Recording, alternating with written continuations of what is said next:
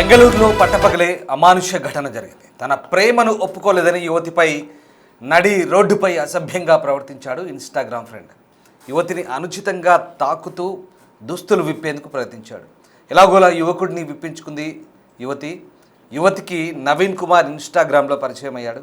ఆ తర్వాత యువతికి love propose చేశాడు నవీన్ కుమార్ ప్రపోజల్ను ఆ యువతి తిరస్కరించింది. దీంతో అతను తరచూ వేధింపులకు గురి చేస్తున్నాడు. తాజాగా డిసెంబర్ 22వ తేదీన హాస్టల్ ముందు యువతితో అసభ్యంగా ప్రవర్తించాడు. ఆమెను తాకుతూ ఆమె బట్టలు విప్పేందుకు నడి రోడ్డుపై ప్రయత్నించాడు. దీంతో ఆమె ఎలాగోలా విడిపించుకుంది. దానికి సంబంధించిన దృశ్యాలు మనం చూస్తున్నాం, సీసీ కెమెరాలో రికార్డ్ అయ్యాయి. బెంగళూరులో జరిగింది ఈ ఘటన. చూడండి, అమ్మాయిని తన ప్రపోజల్ ఒప్పుకోలేదని, తనతో ఎఫ్ఐఆర్ పెట్టుకోలేదని ఎలా కొడుతున్నాడో చూడండి. హాస్టల్ దగ్గరికి వచ్చి అప్పుడే బయటికి వెళ్ళబోతున్న ఆమె ఇంకో ఫ్రెండ్తో కలిసి బైక్పై వెళ్ళబోతోంది. అక్కడే కారుతో వచ్చి అడ్డగించిన ఆ వ్యక్తి తనపై విచక్షణారహితంగా ప్రవర్తించాడు. తనను కొట్టాడు, తనను బట్టలు విప్పేందుకు ప్రయత్నించాడు. తిరిగి మళ్ళీ అక్కడి నుంచి వేరే వ్యక్తులు వస్తున్నారని గమనించి వెంటనే అక్కడి నుంచి ఆ కారులో పరారయ్యాడు. ఈ దృశ్యాలు సీసీ కెమెరాలో రికార్డ్ అయ్యాయి. కర్ణాటకలోని బెంగళూరులోని ఉల్లాల్లో పేయింగ్ గెస్ట్ పీజీ హాస్టల్ అది. అక్కడికి సమీపంలో పట్టపగలే ఒక మహిళను వేధించినందుకు వ్యక్తిని అరెస్ట్ చేసినట్లుగా పోలీసులు చెప్తున్నారు. ఇది బుధవారం నాడు అరెస్ట్ చేశారు అతన్ని. 22వ తేదీన జరిగింది ఈ ఘటన. నిందితుడు ఆ మహిళతో ఇన్స్టాగ్రామ్లో స్నేహం చేశాడని, అతనితో సంబంధం పెట్టుకోవాలన్నాడట. ఎఫ్ఐఆర్ పెట్టుకోవాలని ఆమెపై ఒత్తిడి చేస్తున్నాడని ఆమె ఆరోపించింది. ఇంతలో ఈ విషయంలో ఎఫ్ఐఆర్ నమోదు కూడా చేశారు. తదుపరి చట్టపరమైన చర్యలు కూడా తీసుకుంటామని చెప్తున్నారు. ఇక బాధితురాలు గత 6 నెలలుగా ఉల్లాల్లోని ఒక లేడీస్ హాస్టల్లో ఉంటుంది.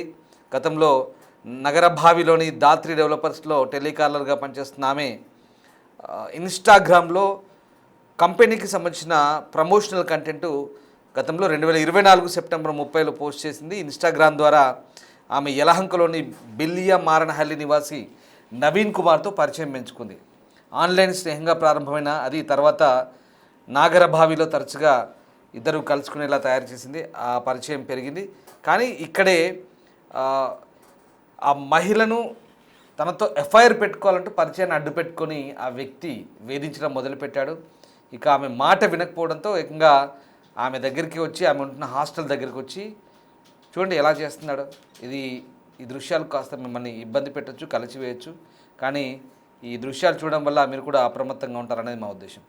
ఒక మహిళ ఇన్స్టాగ్రామ్లో పరిచయమైన అమ్మాయిని ఎలా తన మాట వినలేదని, తనతో ఎఫ్ఐఆర్ పెట్టుకోలేదని, లేదా తనతో శారీరక సంబంధానికి ఒప్పుకోలేదని అమ్మాయిపై ఎలా దాడి చేస్తున్నాడో ఒకసారి చూడండి. ఆ సీసీ విజువల్స్ చూస్తే మీకు అర్థమవుతుంది.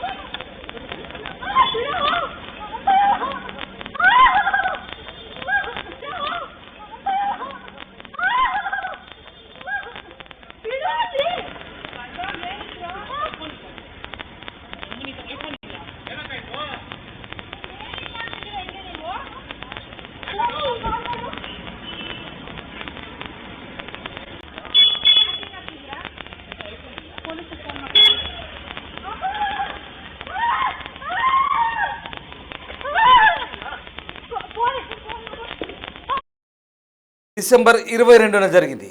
ఆ రోజు మధ్యాహ్నం 3:20 ప్రాంతంలో ఆమె పీజీ హాస్టల్ నుంచి బయటకు రాగానే నిందితుడు ఆమెను అక్కడే ఆపాడు, అటకాయించాడు. ఆమె తల, వీపు, మెడపై కొట్టి దాడి చేశాడు. అవి క్లియర్గా కనిపిస్తున్నాయి. అంతేకాకుండా ఆమె బట్టలు చింపేందుకు ప్రయత్నించినట్టుగా ఆ ఫిర్యాదులు ఆమె చెప్తుంది. అది మనకు క్లియర్గా కనిపిస్తోంది.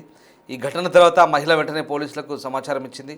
అయితే పోలీసులు సంఘటనా స్థలానికి చేరుకునే సమయానికి నిందితుడు అక్కడి నుంచి పారిపోయాడు. అదిగో వెంటనే ఆమెను కొట్టి ఆమె బట్టలు చింపేందుకు ప్రయత్నించి ఆమెపై దాడి చేసి అక్కడి నుంచి పారిపోయాడు, అదంతా కనబడుతుంది. కానీ ఒకసారి ఆ దృశ్యాలు చూసినా మనకు అర్థమవుతుంది, ఆ పక్కనే ఉన్న ఆమె ఫ్రెండ్ కనీసం అడ్డగించే ప్రయత్నం చేయట్లేదు. సినిమా చూసినట్టుగా చూస్తుంది, అదేంటో అర్థం కాని పరిస్థితి. ఆమె మొబైల్ పట్టుకొని ఏం చేస్తుందో అర్థం కాదు, అటు ఇటు చూస్తుంది, కనీసం ఆ బైక్ని సరి చేసుకుంటుంది. అంత నింపాదిగా ఉంది అసలు. కనీసం ఆమెలో ఏమాత్రం ఆందోళన కూడా కనిపించట్లేదు ఆ ఫ్రెండ్లో. మరి అంతలా దాడి చేసి కొడుతుంటే కనీసం అడ్డగించాల్సింది పోయి, ఆపాల్సింది పోయి, లేదా కనీసం అరవాల్సింది, అలాంటిది ఏమీ చేయట్లేదు. అతను వెళ్ళిపోతుంటే మళ్ళీ ఏదో మాట్లాడినట్టుగా ఉంది. బట్ ఓకే, ఇటువైపు కూడా ఇంకో 2-3 ఉన్నట్టుగా కనబడుతుంది. అంతలో అటువైపు నుంచి ఒక వ్యక్తి వస్తున్నాడు చూడండి. ఇటువైపు కెమెరాలో ఇటు తలకాయలు కనిపిస్తున్నాయి చూడండి, తలలు కనిపిస్తున్నాయి, 1-2 ఉన్నట్టున్నారు. అక్కడ నుంచి ఇంకో వ్యక్తి వస్తున్నాడని తెలియగానే ఈ వ్యక్తి కారులో పరారయ్యాడు. ఇది బెంగళూరులో జరిగింది ఘటన. సంఘటన జరిగిన తర్వాత వెంటనే నిందితుడు అక్కడి నుంచి పారిపోయాడు. తర్వాత పోలీసులు నిందితుడి కోసం గాలించారు. చివరికి అతని అరెస్టుకు దారితీసిన పరిస్థితి కనబడుతోంది. ఇది బెంగళూరులో హాస్టల్ దగ్గర చోటు చేసుకుంది ఈ ఘటన. బెంగళూరు మహానగరంలో పట్టపగలే ఈ దారుణం జరిగింది. ఆ 21 ఏళ్ల యువతిపై ఓ వ్యక్తి అమానుషంగా దాడికి తెగబడ్డాడు. తనతో అక్రమ సంబంధం పెట్టుకోవాలని ఆరోపిస్తూ మొహంపై కొట్టాడు. అంతటితో కాకుండా ఆమె జుట్టు పట్టుకొని నడి రోడ్డుపై ఈడ్చుకెళ్లాడు. స్థానికులు ఇదంతా గమనించినప్పటికీ ఒక్కరు కూడా నిందితుడిని అడ్డుకునే ప్రయత్నం చేయలేదు. చూడండి, అంతమంది చూస్తున్నారు అక్కడ. ఆ ఫ్రెండ్ అయితే పక్కనే ఉంది, బొమ్మలా నిలబడింది అక్కడే. అసలు ఆమె కిమ్ అనట్లేదు. అలాగే ఈ పక్కన ఉన్న వాళ్ళు కూడా సైలెంట్గా ఉన్నారు. ఈ ఆవేశంలో వాడు ఇంకేదైనా చేసినా, కత్తితో పొడిచినా, ఇంకేదైనా దాడి చేసినా కూడా ఇలాగే చూస్తూ ఉంటారు. ఈ సీసీటీవీ ఫుటేజ్లు లేకుంటే ఎవరైనా వీడియో ఫిల్మ్ చేసిన వీడియోలు చూసి మళ్ళీ మనం మీకు వార్తల రూపంలో చెప్పాల్సి వస్తుంది. జరిగేది ఇదే, ఇదంతా రొటీన్. మన ఇండియాలో ఉన్న ఈ ఏంటో ఈ అర్థం కాదు, ఈ కామన్ సెన్స్. కనీసం వాడు దాడి చేస్తుంటే అట్లీస్ట్ ఆ పక్కనున్న ఏదో ఒక దాంతోనో లేదంటే చేతులతోనో అడ్డుకోవాలి. లేదంటే వీలైతే అమ్మాయితో అలా ప్రవర్తిస్తున్నప్పుడు వీళ్ళు కూడా వెళ్ళి వాడిని అడ్డగించాల్సిన అవసరం ఉంది. కానీ అందరూ సినిమా చూసినట్టుగా చూస్తున్నారు అక్కడ. స్థానికులు ఇదంతా గమనిస్తున్నప్పటికీ వాడిని పట్టుకునే ప్రయత్నం చేయలేదు. దాడికి సంబంధించిన దృశ్యాలు అవి సీసీటీవీలో రికార్డ్ అయ్యాయి, అవి వైరల్ అవుతున్నాయి. ఇప్పుడు దీనిపై పోలీసులు కేసు నమోదు చేశారు. 3:20 ప్రాంతంలో స్కూటీ పక్కన ఫ్రెండ్తో నిలబడింది ఆమె. ఆ సమయంలో అక్కడి కారులో వచ్చిన నిందితుడు ఆ యువతి పట్ల అసభ్యంగా ప్రవర్తించాడు. ఆమె హ్యాండ్ బ్యాగ్ను తీసుకొని తొలుత పరిశీలించాడు. చూడండి, రాగానే హ్యాండ్ బ్యాగ్ను లాక్కున్నాడు ఫస్ట్ వాడు. అందులో ఏముందో మరి అసలు, అంటే వాళ్ళ మధ్య సంభాషణలు ఏం జరిగాయో తెలియదు.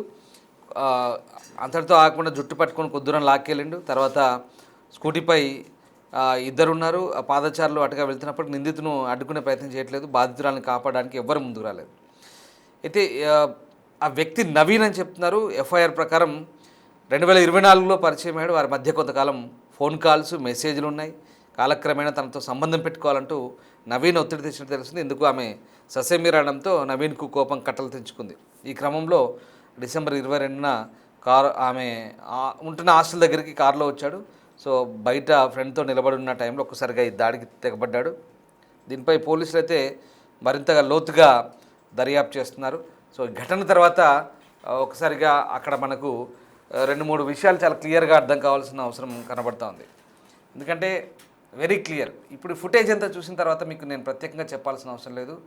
చాలా విఘ్నులు అందరూ కూడా. ఎందుకంటే ఇన్స్టాగ్రామ్ యూజర్స్ అంతా కూడా చాలా ఒక రకమైనటువంటి అప్రమత్తంగా ఉండేవాళ్ళు దాదాపుగా. కానీ ఇక్కడ గుర్తుపెట్టుకోండి, ఇన్స్టాగ్రామ్లో అయ్యే పరిచయాలతో చాలా జాగ్రత్తగా ఉండాలనేది ఒక మెసేజ్ మనకి ఇక్కడ చాలా క్లియర్గా కనిపిస్తుంది. ఎందుకంటే ఇన్స్టాగ్రామ్లో పరిచయం అయ్యే వాళ్ళంతా కూడా మంచోళ్ళు కాదు అని నేను అనను. కానీ పరిచయం అయిన తర్వాత ఇదిగో ఇలా ఉంటుంది.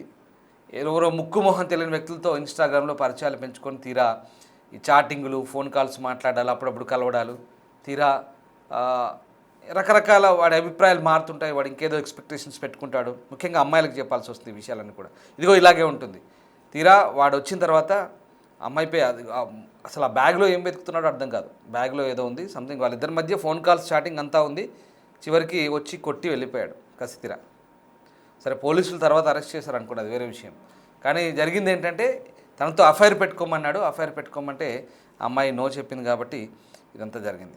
సో ఖచ్చితంగా సోషల్ మీడియా ద్వారా ఏర్పడిన పరిచయాల పట్ల మహిళలు చాలా అప్రమత్తంగా ఉండాలని పోలీసులు చెప్తున్నారు. మేము కూడా ఈ మాధ్యమాల ద్వారా మీకు కూడా అదే చెప్తున్నాం. దాదాపుగా భారతదేశంలో క్రైమ్ రేటు మ్యాక్సిమం ఇటీవలి కాలంలో సోషల్ మీడియా ద్వారానే పెరుగుతోంది. భార్య భర్తల మధ్య తగాదాలు, సోషల్ మీడియాలో ఏర్పడిన పరిచయాలు లేదా వివాహేతర సంబంధాలు కొన్ని జరుగుతున్నాయి, హత్యల వరకు వెళ్తున్నాయి, హత్యలు జరుగుతున్నాయి, ఇదిగో ఇలాంటి దాడులు జరుగుతున్నాయి. వీటన్నిటికి కూడా సోషల్ మీడియాలో పరిచయాలు కూడా చాలా వరకు ఆ నేరాలకు సంబంధించిన అంశాల్లో చాలా కీలకమైన పాత్ర పోషిస్తున్నాయి. కాబట్టి అప్రమత్తంగా ఉండండి, అనవసరమైన పరిచయాలు పెట్టుకోవద్దు, లేదంటే ఇలాంటి ఇబ్బందులకి గురవుతారు. ముఖ్యంగా సోషల్ మీడియా విషయంలో జాగ్రత్తగా ఉండాల్సిన అవసరం ఉంది కాస్త. ఎందుకంటే ఇదిగో ఇలా ఉంటుంది పరిస్థితి, ఇంతకుమించి నేనేం చెప్పలేను. మీరే మళ్ళీ ఆ దృశ్యాలు ఒక్కసారి, ఆ దాడి జరుగుతున్న సమయంలో అమ్మాయి అరుపులు కేకలు పెడుతున్నా కూడా ఎవ్వరు కనీసం అక్కడ పట్టించుకోవట్లేదు. మళ్ళీ చూద్దాం.